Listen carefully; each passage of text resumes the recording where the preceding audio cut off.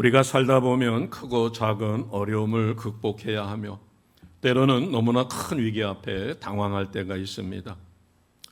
때로는 위기를 극복하지 못함으로 개인의 삶이 무너지거나 단란했던 가정이 파괴되기도 합니다.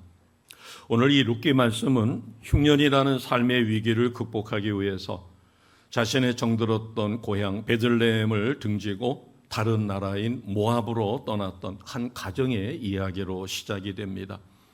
우리가 먼저 살펴볼 것은 흉년의 위기를 만나 베들레헴을 떠난 엘리멜렉의 가정입니다. 자, 1절을 보겠습니다. 바로 앞부분이니까 성경을 보셔도 되고 PPT에 준비되어 있으니까 우리가 같이 보시면 되겠습니다. 1절 내용은 이렇습니다. 베들레헴에 흉년이 들자 엘리멜렉 가정은 자신들이 살던 고향을 잠시 떠나 모압 지방으로 가게 됐어요. 여기서 엘리멜렉이라고 하는 이름은 나의 하나님은 왕이시다라는 뜻이에요. 그런데 이것과는 상관없이 자신의 신앙생활의 중심지였던 고향을 떠나게 됩니다. 자, 1절 우리가 같이 선포하겠습니다. 시작. 사사들이 치리하던 때에 그 땅에 흉년이 드니라. 유다 베들레헴의 한 사람이 그의 아내와 두 아들을 데리고 모압 지방에 가서 거류하였는데. 아멘. 그런데 잠시 피하려고 생각했던 것도 같아요. 그런데 그 두 아들 말론과 기련이 그 땅에서 모압 여자를 만나 결혼해서 그곳에 눌러앉게 됩니다. 자, 이것이 2절이에요. 2절 같이 갑니다. 시작. 그 사람의 이름은 엘리멜렉이요 그의 아내의 이름은 나오미요 그의 두 아들의 이름은 말론과 기련이니 유다 베들레헴 에브라 사람들이더라. 그들이 모압 지방에 들어가서 거기 살더니. 아멘. 하나님께서 기뻐하지 않는 일입니다. 하나님 중심의 신앙생활, 유대 땅의 베들레헴을 떠나 이방신을 섬기는, 그래서 그 모압이라고 하는 땅으로 갔었을 때 하나님은 이것을 기뻐하지 않죠. 바꿔 이야기하면 나의 믿음의 자녀가 세상의 아리따움에 빠져서 믿지 않는 자매를 만납니다. 그리고 그 믿지 않는 자매를 만나서 결혼하게 됐었을 때 본인이 생각하기에는 복음을 전하여 자매를 믿게 하겠다. 그러나 우리가 주변에서 보면 10년, 20년, 30년 믿음의 생활에 본이 되어지는 권사님들이 계셔요. 집사님들이 계십니다. 그런데 안타깝게도 그분의 신랑은 믿지를 않는 거예요. 거꾸로 믿음이 좋은 자매님이 계셨는데 믿지 않는 신랑과 결론해가지고 10년, 20년, 30년 동안 눈물의 기도를 해도 신랑이 변화되지 않아 믿지 않는 겁니다. 이런 이야기와 거의 같은 이야기죠. 자, 2절 말씀에 보면 이와 같이 잠깐 흉년을 피해서 그 땅을 벗어나 모압 땅에 들어가서 살려고 했지만 두 아들은 그곳에 있는 여인들과 결혼하게 됩니다. 하나님이 이것을 기뻐하지 않으시기 때문에 어떤 일이 벌어졌을까? 3절을 보겠습니다. 3절 같이 합니다. 시작. 나오미의 남편 엘리멜렉이 죽고 나오미와 그의 두 아들이 남았으며. 아멘. 안타까운 일이 벌어졌어요. 더 안타까운 일은 5절입니다. 5절에 보면 말론과 기련 두 사람이 다 죽고 그 여인은 두 아들과 남편의 뒤에 남았더라. 나오미라고 하는 아내만 남고 남편이 죽고 그 다음에 얼마 되지 않아 두 아들이 죽었어요. 자, 이것을 성경은 또 나오미는 어떻게 이것을 하나님의 뜻으로 받아들였는가? 우리가 교독했던 20절, 21절을 봅니다. 20절과 21절을 보게 되면 나오미가 고향으로 돌아올 때 동네 사람들이 같이 살았으니까 오랜만에 돌아온 그를 반겨서 이가 나오미가 아니냐 그러면서 반가워했었을 때 나를 나오미라 부르지 말고 마라라 부르라. 마라는 고통이라는 뜻이죠. 그리고 21절에 보면 자신이 왜 이런 어려움에 처했는가를 깨닫게 돼요. 자, 21절 우리가 같이 고백합니다. 시작. 내가 풍족하게 나갔더니 여호와께서 내게 비어 돌아오게 하셨느니라. 여호와께서 나를 징벌하셨고 전능자가 나를 괴롭게 하셨거늘 너희가 어찌 나를 나오비라 부르느냐 하니라. 아멘.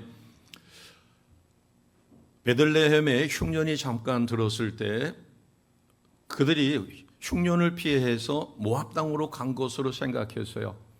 그런데 21절에 보니까 뭐라고 고백을 했는가 하면 내가 풍족하게 나갔다. 그러니까 고향을 떠날 때는 풍족한 삶이었어요.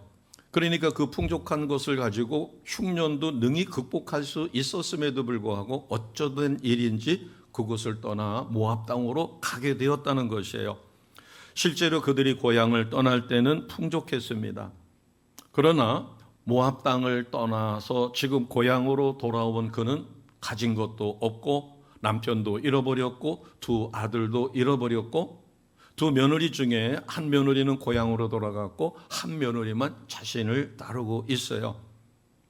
그렇기 때문에 이것을 하나님이 자신에게 준, 자기 가정에게 준 징벌이라고 나오미는 생각을 한 것입니다. 자, 6절을 보시게 되면 나오미가 지금 어려운 처지에서 고향 소식을 듣게 됩니다. 하나님께서 자신의 고향을 축복하여 흉년을 극복하고 풍요로운 삶을 허락하셨다라고 하는 소식을 들어요. 그게 6절입니다. 자, 6절 같이 하겠습니다. 시작. 그 여인이 모압 지방에서 여호와께서 자기 백성을 돌보시사 그들에게 양식을 주셨다함을 듣고 이에 두 며느리와 함께 일어나 모압 지방에서 돌아오려 하여. 아멘. 하나님이 베들레헴 고향에 있는 사람들에게 복을 주셔서 그들이 흉년을 극복하고 넉넉한 식량을 소유하게 되었다.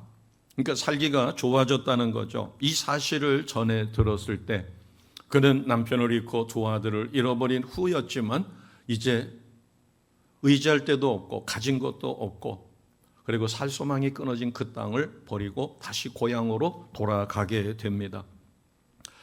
오늘 우리는 이 룻기 말씀 전체를 초등학교 때 아니면은 주일학교에서도 많이 들었기 때문에 이 룻기 말씀은 잘 압니다. 이 나오미 가족을 통해서 하나님이 우리에게 주시는 교훈은 무엇일까? 그것은 현실적으로 봤을 때 하나님의 택한 백성이 아무리 어려운 일이 일어나도 절대로 하나님을 떠나서는 안 된다. 여기에 고향 베들레헴은 하나님을 잘 믿는 신앙의 땅이에요. 그러나 모압 땅은 그모스라고 하는 우상을 섬기는 우상 숭배로 타락한 땅입니다. 그러니까 하나님을 버리고 타락한 땅 모압으로 간 것 그 자체가 잘못이다. 그러면 현실적으로 이것을 우리가 또 이렇게 생각해 볼 수 있어요.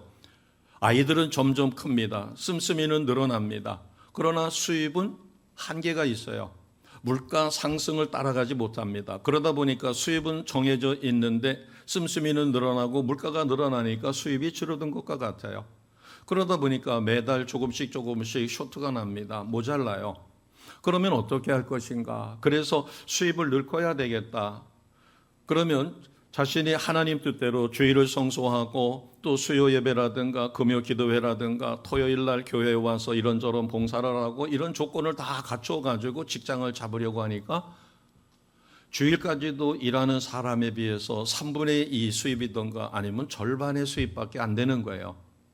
그래서 눈물을 머금고 할 수 없이 수입을 늘려야 되는 입장이 되다 보니까 주일 성수하기 어려운 직장을 잡을 수밖에 없는 상황이 와요. 두 가지 경우가 생깁니다. 그럼에도 불구하고 하나님 앞에 기도하여 최소한 주일을 성수할 수 있는 직장을 달라고 기도하여 수입이 좀 적더라도 신앙을 지키는 경우와 그렇지 못한 경우, 그래서 하나님 앞에 그렇게 기도할 수도 있을 것이에요. 하나님 잠시만이라도 제가 수입이 너무나 쇼트가 많이 나서 제가 주일을 성수할 수 없는 직장을 잡을 테니까 하나님 잠깐만 용서해 주세요. 베들레헴을 떠나 모압 땅으로 갔던 나오미 가정과 같은 처지가 되는 것입니다. 우리가 이미 주변의 사람들을 통해서 알 수가 있죠. 주일 성수조차 어려운 직장을 선택했을 경우에 신앙은 피폐해지고 그로 인하여 삶이 윤택해지는 것이 아니라 삶도 팍팍해진다는 것을 우리는 경험을 통해서 압니다. 의식주 문제의 어려움 때문에, 물질적인 어려움 때문에, 현실적인 고난 때문에 신앙생활을 소홀히 할 수밖에 없는 처지에서 갈등하고 계시는 분이 있다면 오늘 본문 말씀을 통하여 이 나오미 가정의 위기가 어디에서 왔는가? 그러나 하나님이 은혜를 주셔서 그것을 어떻게 극복하게 되었는가? 하나님이 오늘 각자에게 주시는 교훈을 마음속 깊이 새겨 신실한 믿음의 삶을 누리시는 우리 모두가 되시기를 주님의 이름으로 축복합니다. 아멘. 오늘 첫 번째 우리에게 주시는 말씀은 이 가족이 겪은 위기와 고난은 하나님을 끝까지 의지하지 못하고 우상 숭배의 땅으로 피신했기 때문에 그래요. 저는 어렸을 때 부모님이 행하시는 것에 대해서 이상하게 생각할 겨를도 없었어요. 당연하게 생각했고 또 아버지가 병환으로 인하여 교회를 가게 됐지만 그래도 경제적으로 아주 피폐해지진 않았어요. 그러나 나중에 시간이 지나면서 아버지의 병은 어느새 없어졌고 병 치료를 받으셨어요. 기적이 일어난 거죠. 그런데 경제적으로는 어려움이 계속해서 왔습니다. 아버지 병은 고쳐졌는데 왜 경제적으로 어렵지? 하나님이 그러면 아버지 병을 기적처럼 고쳐줬으면 경제도 윤택하게 해야 될 것 아닌가? 그런데 어려운 가정에 또 누이들이 학교를 가거나 대학 등록금을 낸다든가 이럴 때는 어쩔 수 없이 빚을 내요. 그럼 우리가 가정에 빚이 있는데 어머니는 11조를 꼬박꼬박 하는데 11조 하는 금액을 이렇게 보면 저 돈이면은 빚을 갚을 수 있고 저 돈이면은 뭐를 할 수가 있는데 그래서 어려서 그런 부분은 이해가 안 됐어요. 그리고 11조를 하시면은 하나님이 그것 때문에 축복을 하시는가? 그러나 그것과 상관없이 그리고 어머니도 갈등이 있으셨어요. 수요일 날 잔업을 안 하고 옵니다. 아버지가 나중에 병은 치료가 됐지만 일을 하실 수 있는 상황이 못 됐고 이러다 보니까 경제를 어머니가 책임져야 될 때가 왔어요. 그래서 활석 공장에 그 곱돌을 이렇게 나오면 그게 고급 화장품의 원료가 된답니다. 고향에는 아주 고급 활석이 나와가지고 그것을 씻고 이렇게 하는데 가셨는데 수요일 날도 잔업을 안 하고 금요일 날도 잔업을 안 하고 토요일 날도 잔업을 안 하고 오시는데 잔업을 하고 오면 지금 받는 것보다 3분의 1이 더 많아지는 거예요. 그럼에도 불구하고 잔업을 안 하고 오셔요. 그러면서 오게 되면 잔업을 안 하고 와도 밥을 먹지 못할 상황이 생겨요. 그런데 밥을 먹지 못해도 와서 그 하느라고 물이 장화에 젖어 있는 것을 마르기도 전에 양말만 바꿔 신고 밥도 못 드시고 예배 드리러 쫓아가는 그런 모습을 보고 저도 어떨 때는 어머니를 기다리다가 쫄쫄 굶고 오면 같이 맛있게 밥 먹으려고 하다가 어머니가 와가지고 허겁지겁 가방만 챙기고 양말만 바꿔 신고 신발만 바꿔 신고 냅다 교회로 달려가요. 차가 와주는 것도 아니고 최소한 30분 이상은 가야 되는 거리였어요. 그런데 밥도 못 먹고 저도 뒤를 쫄쫄 따라가다가 어떨 때는 너무 배가 고파가지고 설교 말씀은 들어오지 않고 빨리 끝나고 집에 가서 밥 먹어야 되겠다. 그러면서 생각하는 거예요. 어머니는 배가 안 고플까? 하루 종일 저렇게 일을 했는데 그러면서 의아심이 드는 거예요. 저렇게 열심히 하나님을 믿는데 하나님이 좀 좋은 직장을 줘가지고 저 고생을 안 하게 하실 수는 없을까? 전지전능하신 하나님이시라며 왜 저렇게 열심히 하는 어머니를 고생하게 할까? 아니 아버지 그 못 고치던 병 50을 못 넘긴다고 해서 친구들이 수위를 먼저 맞춰 놓으면 장수한다. 그 다음에 관을 짜 놓으면 50수를 넘긴다. 해가지고 친구들이 관까지 짜주며 50을 넘기라고 했는데 아버지가 너끈히 50을 넘기고 건강하셨어요. 건강을 회복시켜 주신 하나님이 왜 저렇게 열심히 하는 어머니가 저렇게 고생하게 하고 우리 경제를 이렇게 어렵게 만드실까? 어려서 믿음이 온전하지 못할 때는 궁금한 게 참 많았습니다. 자, 21절을 다시 한번 보겠습니다. 21절을 보시면 나오미 가정이 고향을 떠나 흉년이 들었을 때 모압 땅으로 갈 때 형편이 어땠는가 하면 21절에 첫 절이 그렇게 이야기합니다. 내가 풍족하게 나갔더니, 풍족하게 나갔다라고 하는 것은 그들이 고향을 떠날 때는 여유가 많았다는 거예요. 삶의 여유, 풍족했다는 겁니다. 먹고 살기가 어려워서 흉년에 굶어 죽을까 봐 두려워서 불가피하게 선택한 선택이 아닌 것 같아요. 성경에는 어떤 이유인지는 자세히 나와 있지 않지만 흉년이 들어서 먹고 살 게 없으니까 굶어 죽을까 봐 두려워서 고향을 떠나 모압 땅으로 간 게 아니라는 거죠. 한 가정의 잘못된 선택은 남편은 죽고 두 아들마저 죽어버리는 엄청난 비극을 맞이합니다. 자, 두 번째로 우리에게 주시는 말씀이, 그러나 하나님은 이 나오미 가정을 사랑하셨어요. 물론 나오미의 고백은 하나님이 징벌하셨다 이렇게 이야기하지만 그 가족을 붙들고 그 가족에게 회복될 수 있는 은혜를 주셨어요. 그러면 이 엘리멜렉이라고 하는 이 가정이 형성되었던 것을 보면 먼저 혈연 관계가 있습니다. 엘리멜렉은 남편이었고 나오미는 부인이었어요. 그리고 두 아들이 있었습니다. 두 아들이 있으니까 모압 땅에서 두 명의 며느리를 얻었어요. 이들은 혈연 관계로 형성이 됐어요. 그런데 안타깝게도 남편이 죽었습니다. 그리고 두 아들이 죽었어요. 그러면 피 한 방울 섞이지 않는 며느리만, 모압 땅에서 믿지 않는 그 땅에서 얻은 며느리만 있는 거예요. 그러면 며느리와 이 시어머니와의 관계는 피 한 방울 섞이지 않는, 어찌 보면 남남입니다. 아들이 있고 그 며느리 입장에서는 자기 남편이 있어야 시부모도 섬기고 이렇게 할 텐데 남편이 죽었는데 오히려 시어머니는 그들에게는 혹이 될 수도 있을 것이에요. 거기다가 그들은 결혼한 지 얼마 안 되었는지 자녀도 없습니다. 일가 친척 아무도 없는 땅 모압, 살소망이 끊어진 불모지 땅에서 더 이상 그들은 살 수가 없기 때문에 6절과 7절 말씀에 보면 고향이 이제 흉년이 지나고 먹기가 풍족한 것을 하나님이 복 주셨다는 소식을 듣고 고향으로 돌아갈 결단을 하게 됩니다. 자, 이런 모습을 보면 8절에 기록된 것을 보면 나오미라고 하는 시어머니가 마음이 착한 것 같아요. 자기는 혼자 됐지만 두 며느리는 아직도 젊어요. 그리고 자녀가 없습니다. 그래서 고향으로 돌아가면은 재가를 해서 젊으니까 행복한 삶을 살 수 있는데 자기가 고향으로 데리고 간다고 해서 뾰족할 수가 없어요. 가진 것도 없고 고향에 간다고 해서 벼락부자 될 일도 없고 오히려 자기가 부담만 될 뿐이다. 그래서 자기 며느리들에게 고향으로 돌아가도록 권면을 합니다. 자, 그 말씀이 8절이에요. 8절 우리가 같이 하겠습니다. 시작. 나오미가 두 며느리에게 이르되 너희는 각각 너희 어머니의 집으로 돌아가라. 너희가 죽은 자들과 나를 선대한 것 같이 여호와께서 너희를 선대하시기를 원하며. 아멘. 자, 마지막 절은 너희를 선대하시기 원한다는 것은 축복하며 그 며느리들을 고향으로 어머니 품으로 돌려보내는 것이에요.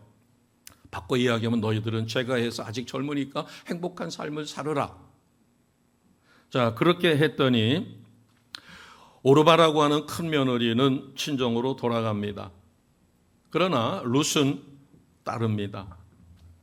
우리가 한번 생각해 보면 제가 크로스웨이인가 이 성경 공부를 하게 됐었을 때 그것에 그렇게 그림책이 나와요.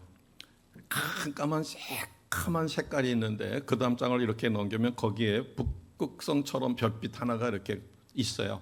그러니까 칠흑처럼 어두웠을 때 룻이라는 한 여인이 북극성처럼 샛별처럼 반짝이는 별이었다. 그러니까 그 시대상이 더군다나 모압 땅이니까 얼마나 성적으로 타락했고 도덕적으로 타락했을까. 그런데 그런 시대상의 한 여인이 샛별처럼 밝은 빛을 보이고 있다. 자, 이것은 무엇을 이야기하는가 하면 오늘날도 내가 남편을 사랑하는데 며느리 입장에서 시부모를 지극정성으로 섬기기가 쉽지 않을 수 있어요. 내 남편을 사랑하고 내 남편의 부모임에도 불구하고 그런 인과관계 여러 가지를 고려해서도 탐탁하게 여기지 못하고 홀대할 수도 있는데 지금 남편은 죽었습니다. 자식도 없어요. 그러면은 친정으로 돌아가라고 이야기했었을 때 친정으로 돌아가면 젊으니까 제가 해서 행복한 삶을 살 수 있는데 룻이라는 며느리는 시어머니를 혹이 될 수도 있고 그 시어머니가 자기에게는 부담이 될 수도 있었을 텐데 그 시어머니를 따르겠다라고 하는 것이에요. 혈연관계가 무너진 가정, 신앙이 무너진 가정, 그래서 하나님의 징벌로 인하여 나오미 이야기로 보면 하나님이 징벌하여 남편도 데려갔고 두 아들도 데려갔다. 이제는 가진 것이 넉넉했지만 아무것도 없는 빈털터리가 되었다. 그러니까 너희들은 고향으로 돌아가라. 그런데 하나님께서는 룻이라는 그 며느리의 신앙, 이것을 통하여 그 가정을 다시 회복시켰다. 그것이 16절과 17절입니다. 신앙의 끈, 신앙의 힘이 무너진 가정을, 하나님과의 관계를 다시 회복시키셨다라고 하는 것이에요. 자, 16절을 보겠습니다. 16절을 보시면 룻이 뭐라고 이야기하는가 하면, 어머니 나에게 강요하지 마세요. 나를 친정으로 돌아가라고 하지 마세요. 그러면서 어머니가 가시는 곳에 나도 가고 어머니께서 머무시는 곳에 나도 머물겠습니다. 어머니의 백성이 나의 백성이 되고 어머니의 하나님이 나의 하나님이 되실 것입니다. 아멘. 참으로 대단한 신앙 고백이죠. 거기다가 더 대단한 신앙 고백을 합니다. 그것이 17절이에요. 어머니께서 죽으시는 곳에서 나도 거기 묻힐 것입니다. 뼈를 묻겠다는 얘기죠. 이 위대한 신앙, 결국 룻의 신앙심이 나오미의 무너진 가정을 회복시킵니다. 자, 우리가 세 번째로 얻을 수 있는 교훈은 하나님 앞으로 이제 이 가정이 룻을 통하여 신앙이 회복되고 고향으로 되돌아와요. 그래서 하나님 앞으로 고향으로 되돌아온 이 회복된 가정을 하나님께서 어떻게 축복하셨을까? 그들이 살 곳을 찾아 떠난 모압 땅은 죽음의 땅이었고 모든 것을 잃어버릴 수밖에 없었던 땅이었어요. 더 나은 삶을 찾아 흉년이 든 고향을 떠나 모압으로 갔던 엘리멜렉 가족은 남편이 죽고 두 아들이 죽고 나오미와 룻만 남게 됐어요.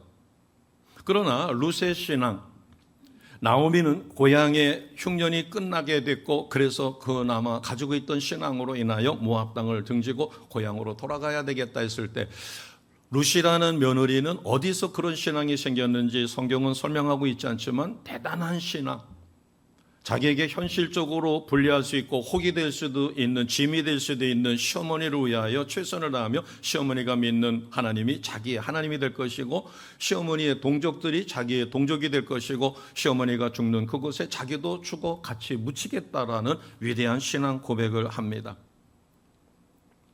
신앙이 회복됐지요. 하나님 앞에 되돌아온 나오미의 가정. 자, 4장 17절을 보겠습니다. 4장 17절을 보면 중간 과정에서 이제 고향으로 돌아왔다가 히브리 사람들의 독특한 풍습이 있어요.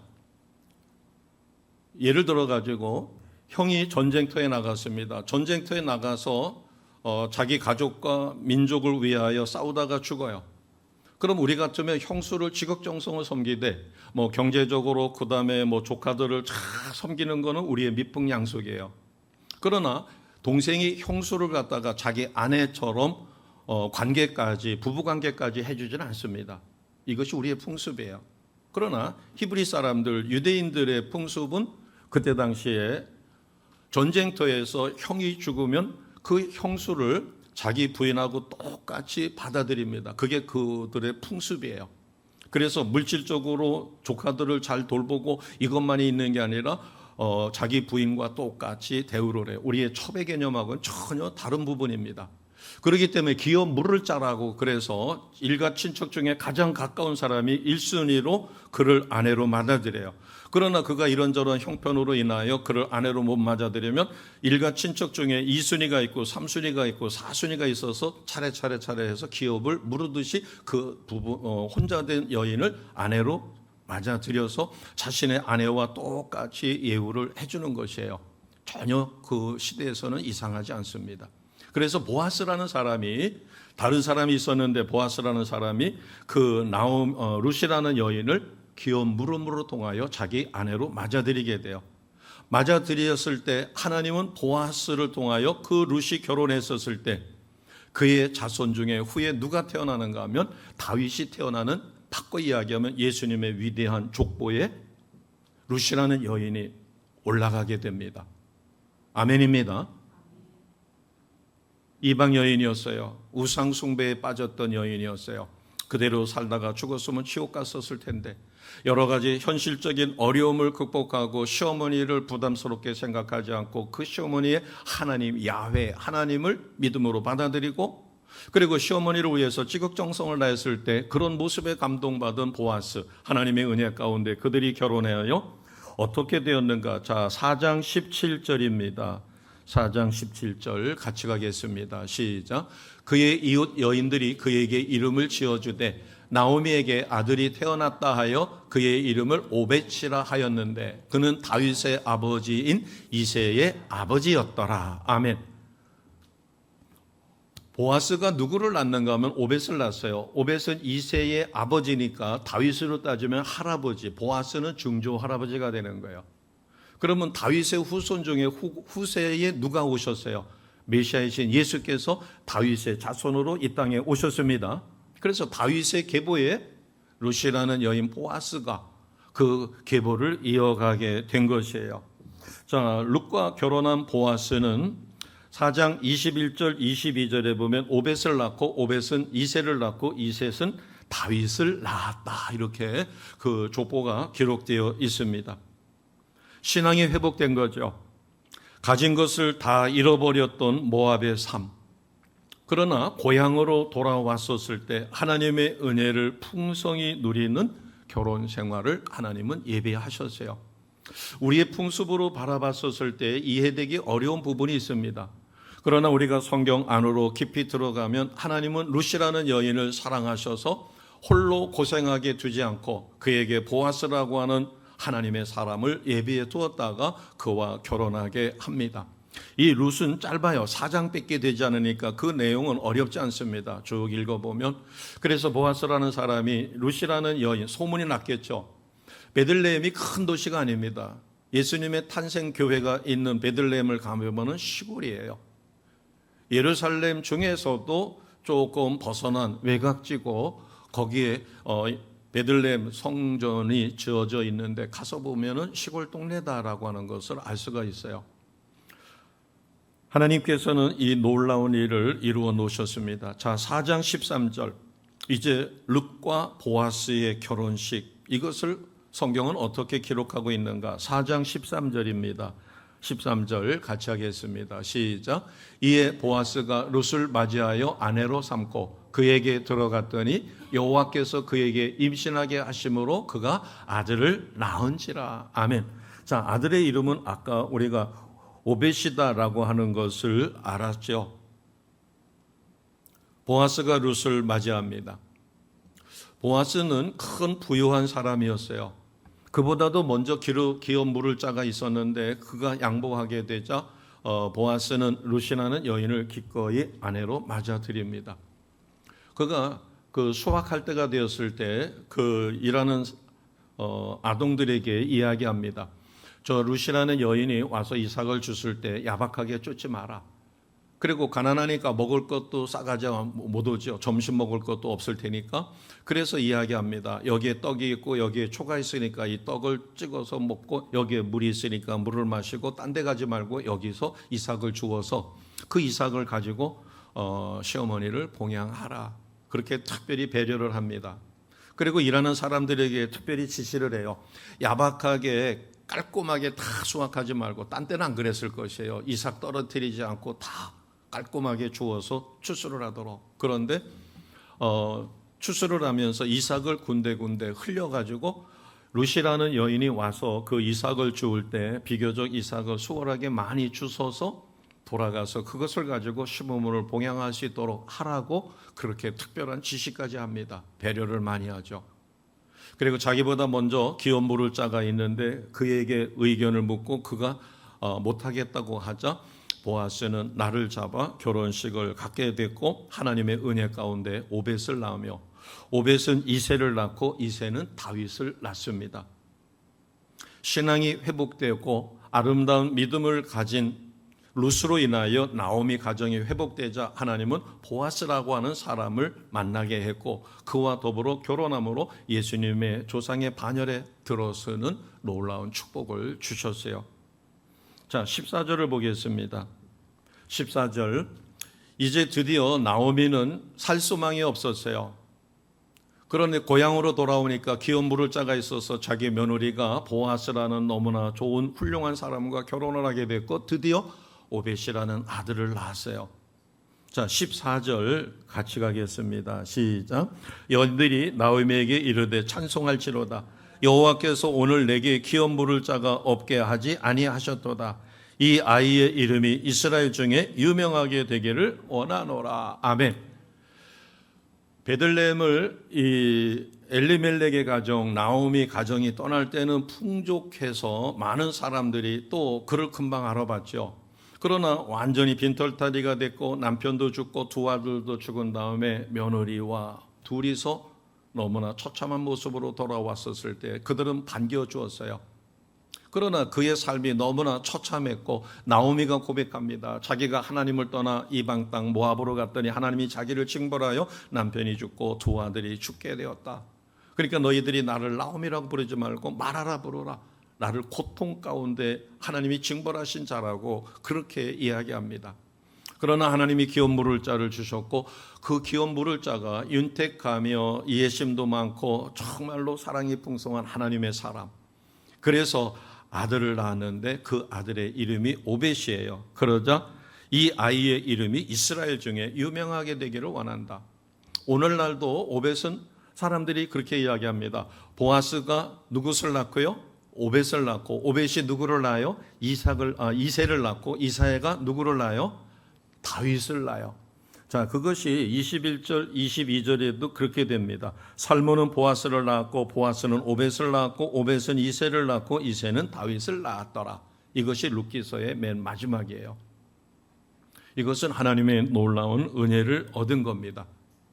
그래서 주변 사람들이 나오미를 정말로 진심으로 축복하며 하나님이 당신의 삶을 축복하여 좋은 신앙 좋은 며느리, 우리가 봐도 너무너무 부러운 그런 며느리를 붙여주셨고 그 며느리는 좋은 보아스를 만나 기업을 물어 결혼을 했더니 오벳이라는 아이를 낳았는데 그 아이가 이스라엘 중에 유명한 이름을 떨치는 자가 되기를 원한다. 그러한 축복처럼 오벳은 이새의 아버지로 다윗의 계보를 이어가는 위대한 인물이 되었습니다. 자, 이 룻이 얼마나 대단한가 하는 것은 15절에 이렇게 기록했습니다. 자, 15절 우리가 같이 선포하겠습니다. 시작. 이는 내 생명의 회복자이며 내 노년의 봉양자라. 곧 너를 사랑하며 7 아들보다 귀한 내 며느리가 낳은 자로다 하니라. 아멘. 오벳을 낳았을 때 동네 사람들이 나오미 주변에 가까운 여인들이 부러워하며 축복의 말을 주는 것이 룻을 뭐라고 평가를 했는가 하면 누구보다 귀한 며느리예요? 7 아들보다 귀한 너의 며느리. 우리가 성경 전체를 보면 여인의 이름이 아주 특별한 곳에만 나오지 평범한 기록에서는 여인의 이름은 생략됩니다. 18세 이상의 장년, 그래서 족보를 기억할 때도 장남, 이렇게 해서 남성들만 기록이 돼요. 출애굽할 때 몇 명이 출애굽했다고 그래요? 우리가 이야기할 때는 200만 이렇게 이야기하지만 성경의 기록에 보면 장정만 몇 명 이렇게 되었어요. 60만 이렇게 이야기합니다. 거기에 뭐라고 기록되면 장정이라고 하는 것은 18세 이상에 대해서 전쟁터에 나가 무기를 들고 싸울 수 있는 하나님의 군대. 그러니까 장정이 60만 명이면 4인 가족을 계산해가지고 4, 6이 24. 그래서 우리는 최소한 애굽에서 해방될 때 이스라엘 백성의 수가 240만 명 정도 되었을 것이다. 그래서 40만은 떼내버리고 대략 200만 이렇게 계산을 하는 거예요. 그러니까 결혼해서 가정을 가질 수 있는 장정의 수로 계산을 해요. 그리고 특별한 경우가 아니면 여인의 이름은 기록되지 않습니다. 그런 시대에 뭐라고 이야기하는가 하면 7 아들도 한 명이 대단한데 7 아들보다 더 귀한 너의 며느리라고 룻을 평가합니다. 그러니까 룻의 신앙의 모습, 돌아와서 시부모를 봉양하는 게 마지 못해서가 아니라 정말 주변 사람들이 볼 때 어떻게 저런 며느리를 얻었을까? 저가 남편도 잃고 두 아들도 잃었지만 정말 룻을 보면 하나님의 은혜가 저 나오미에게는 가득한 것 같다. 그런데 그가 기업 물을 자 보아스를 만나 귀한 오벳을 낳고 아름다운 믿음의 가정. 그리고 뭐라고 이야기하는가 하면 15절에 보니까 그 오벳을 갖다가 룻이 낳은 아들을 보고 뭐라고 했냐면 내 생명의 회복자이며 내 노년의 봉양자다. 그리고 7 아들보다 귀한 내 며느리가 낳은 자다. 신앙이 회복되자 하나님의 놀라운 은혜가 임하게 되었고, 그러면 오늘 이제 말씀을 정리하고자 합니다. 이 룻기 말씀은 어렵지가 않아요. 간단하게 이야기하면 흉년이 들었을 때 그것을 피하기 위하여 모압 땅으로 갔던 한 가정이 남편도 죽고 2 아들도 죽고, 그러는 과정에서 고향이 회복됐다고 해서 고향으로 돌아오는 과정에 오르바라고 하는 며느리도 다시 고향으로 돌아가고 룻이라는 며느리만 남아요. 그러나 그들이 고향에 돌아왔었을 때 나오미의 고백처럼 나를 나오미라 부르지 말라. 내가 하나님의 땅을 떠나 흉년이 들었다고 모압으로 갔다가 하나님이 나를 징벌하여 우리 가정을 징벌하여 남편도 죽고 2 아들도 죽고 나는 이제 고통 가운데 살아가는 여인이 됐으니까 나를 나오미가 아니라 마라라 부르라. 그러나 하나님의 은혜가 임하였어요. 룻이라는 그 여인의 며느리의 신실한 신앙을 통하여 하나님은 그 가정을 회복시켰고 모압 땅에서 다시 베들레헴 하나님 신정 정치가 이루어지는 베들레헴으로 돌아왔고, 그러자 하나님은 그 가정을 위하여 보아스라고 하는 사람, 기업 물을 사람을 맞이하여 결혼하여 오벳을 낳고, 오벳은 이새를 낳고, 이새는 다윗을 낳고, 다윗의 후손 중에 메시아이신 예수 그리스도가 태어나는 위대한 예수님의 족보에 이름을 올리는 큰 은혜를 얻습니다. 이것은 우리가 현실의 삶에서 지금 내 발등에 떨어진 불을 봤었을 때 좌절할 수밖에 없고 낭망할 수밖에 없고, 지금 우리나라 현실정을 믿음의 눈으로 바라보지 않으면 바람 앞에 촛불 같아요. 언제 꺼질지 모릅니다. 지금 세계적으로 미국뿐만 아니라 EU, 유럽에서도, 유럽 공동체에서도 관세 전쟁이 일어납니다. 그 다음에 우리나라는 항상 대한민국은 대한민국 주변에 북쪽으로는 오른쪽에 러시아가 있고 왼쪽에는 중국이 있어요. 그 다음에 해양 세력이 있습니다. 그 다음에 어마어마한 천주국이라고 하는 미국의 세력이 있어요. 그 다음에 대한민국을 언제든지 넘볼 수 있는 일본이 있습니다. 4대 강국 내지는 그 이상의 강력한 세력이 한반도를 중심으로 해서, 그리고 우리나라를 침략하고 싶어하는 마음을 갖고 있겠죠. 왜? 해양 국가는 대륙으로 진출할 수 있는 러시아와 중국을 무너뜨릴 수 있는 발판이 될 수 있고, 또 일본은 한번 식민 통치를 했었기 때문에 등등 여러 가지. 우리가 강하지 않으면 도저히 견뎌낼 수 없는 대한민국. 그러나 하나님께서는 우리가 선교사의 희생의 피가 이 땅에 흘려져 있고 6.25라든가 일제치하의 믿음을 위하여 우리의 믿음의 선배들이 순교의 피를 흘렸습니다. 하나님은 그러한 대한민국을 연단하셔서 위기 가운데 다시 회복시켜 주시고 IMF로 떨어졌다가 다시 극적으로 회복한 나라는 전 세계에 대한민국밖에 없어요. 1950년대 후반에 한국을 떠났던 유엔 참전 용사들은 떠날 때의 그 참상을 보고 있다가 대한민국의 오늘날 모습을 보고 너무너무 놀란다는 거예요. 이렇게 가난했던 나라, 전쟁의 폐허 속에 완전 잿더미가 돼서 너무너무 불쌍했던 나라인데 먹고 살 것도 없고 아이들은 헐벗고 굶주리고 거리에는 고아들이 득실했고 그랬던 나라가 어떻게 이렇게 변할 수 있을까? 그러면서 한국 교회의 부흥의 모습을 보고, 그러나 하나님께서는 우리를 흔드셨다가도 다시 회복시켜 주심을 확실히 믿습니다. 마찬가지로 나의 개인의 삶이 어떤 이유에서든 간에 흔들려서 나락으로 떨어졌던가 아니면 지금 사망의 음침한 골짜기를 지나고 있다 할지라도 우리는 해받을 것을 두려워하지 않습니다. 왜냐하면 주께서 나와 함께 하심으로. 오늘 룻기를 통하여 우리에게 주시는 것은 신앙심을 잃어버리고 하나님을 떠나면 풍요가 궁핍으로 바뀌었어요. 살 소망이 절망으로 바뀌었습니다. 생명이 죽음으로 변했어요. 그러나 누구를 통해서든 믿음이 회복되면 회개하고 뉘우쳐 하나님 품으로 돌아오면 궁핍이 풍요로 바뀝니다. 아멘. 절망이 소망으로 바뀝니다. 그리고 죽음이 생명으로 바뀌어요. 하나님은 우리를 연단하시되 무너뜨리기 위해서, 파멸하게 하기 위해서 연단하시는 것이 아니라 그러한 환난과 연단 속에 우리가 인내심을 갖게 만드셔요. 그리고 인내는 소망의, 믿음의 소망을 갖게 하시고, 믿음의 소망이 자라게 되면 때가 이르면 하나님의 놀라운 역사가 일어납니다. 아멘. 우리는 이미 구원받았습니다. 나는 하나님의 자녀예요. 오늘 와서 예배를 드릴 수 있는, 그러면 성령은 어디에 와 계셔요? 이미 내 영 안에 와 계십니다. 나는 성령의 사람입니다. 육의 사람이 아니에요. 사탄은 나를, 너는 신실한 신앙생활을 못하니까 너는 육에 속한 사람이라고 이야기하지만 아니에요. 우리는 영에 속한 자요, 성령은 이미 내 영 안에 와서 계십니다. 하나님의 나라는 이미 내 안에 이루어졌습니다. 그러면 이미 나는 하나님의 자녀예요. 예수님의 권세, 그 이름을 선포하여 기도의 능력과 권세가 나타날 수 있는 하나님의 당당한 자녀예요. 그러나 우리의 믿음의 형태를 보면 가난하게 믿음이 있고, 어린아이 믿음이 있고, 청년의 믿음이 있고, 장년의 믿음이 있고, 그 다음에 더 완벽한 그리스도의 장성한 분량에 이르기까지의 믿음이 있습니다. 우리가 믿음을 계속 키운다면 예수님께서 이 땅에서 행하신 것과 똑같은 기적과 표적이 따르는 삶을 우리가 사라지게 됩니다. 내가 전도해도 권면해도 끄떡도 하지 않는 태산과 같은, 여리고성과 같은 그러한 사람이 있다 할지라도 내가 하나님의 자녀여, 나는 의인이요, 예수의 이름으로 선포할 때 반드시 열매를 맺을 수 있는 믿음을 키우는 거예요. 믿음이 작으면 안 됩니다. 가난하게 믿음은 성장할 수밖에 없는 믿음이에요.